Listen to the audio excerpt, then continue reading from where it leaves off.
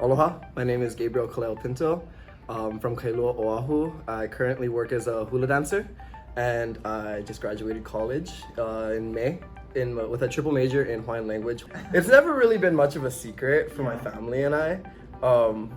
When I was younger, my sisters actually danced hula first, and they didn't really like it as much. They were kind of forced to do it. But I would always ask them if they would put their pa'u on me, like if they would put their skirts on me, if they would dress me up in their lei and stuff. And I would just love like twirling around and stuff, so it wasn't very much of a secret. When I started kind of acknowledging it and started coming out, my parents were a little uncomfortable. My parents are divorced. Well, my mom has always put being a mother first. She's always put her kids first. It was a super important thing for her to just constantly be a loving and caring mother for us. And so there was very little that we could do to really make her mad. When I told her that I was exploring my sexuality, instead of reacting really negatively, she kind of looked at it from a very analytical standpoint. So we were exploring relationships, we were exploring marriage laws, like all of these different things. But it was never really, it didn't really feel very fulfilling.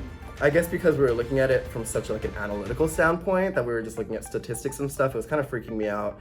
And then when I told my dad, he actually reacted really, really horribly. And so I never really had that guidance from anyone in the LGBT community. And so I'm super lucky to have been adopted by Ari South. She adopted me when I was like 14 or 15. And she's been that light and that guidance for me as I explore my sexuality and as I explore my identity as an LGBT person in this community. So Ari South is a trans designer. She's from Hawaii.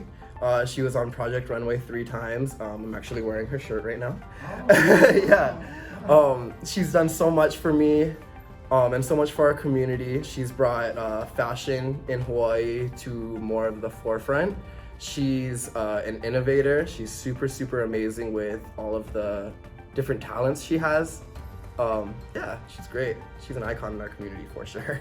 Storytelling's always been super interesting to me. I love the idea of passing on mo'olelo and passing on stories and legends to people.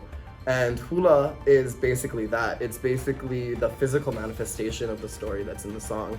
And so I really enjoy the physical aspect of it, but I also really, really enjoy the embodiment that comes with dancing a song. You know, whether the song is about love or whether the song is about friendship or eating or fishing or surfing, whatever it is, the hula dancer has a responsibility to understand every aspect of what they're dancing about. And so hula also gave me the opportunity to really explore and really expand on my knowledge of the Hawaiian culture and just kind of things around me in general.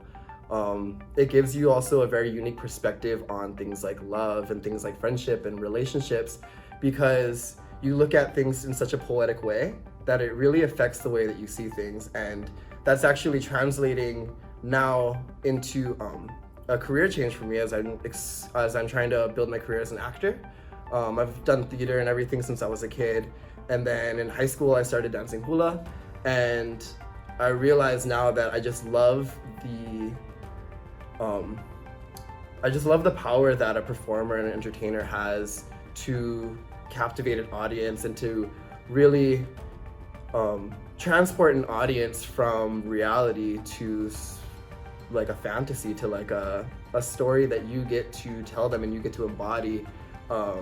As a dancer, as a hula dancer, your job is to kind of become like I said, the physical manifestation of the song, and you kind of embody the spirit of the song. And as an actor, you have to embody the spirit of the character that you're playing. So it's really translating well for me, and it's a super fun thing to explore. Pride for me is a celebration of just your identity, a celebration of your community. I love the opportunity to be surrounded by people that shared the same plight as me, to share the same stories as me. But even though across the spectrum all of our stories are pretty similar, it's it's really, really interesting when everyone comes together and you see how unique everyone's stories also are. I really love the idea of not being a minority anymore. So when you go to Pride, you're not the only gay person in the office anymore. Like, you're not the only gay person in your family anymore. You're surrounded by people that you can share so many different aspects of your life with. And yeah, it's super exciting.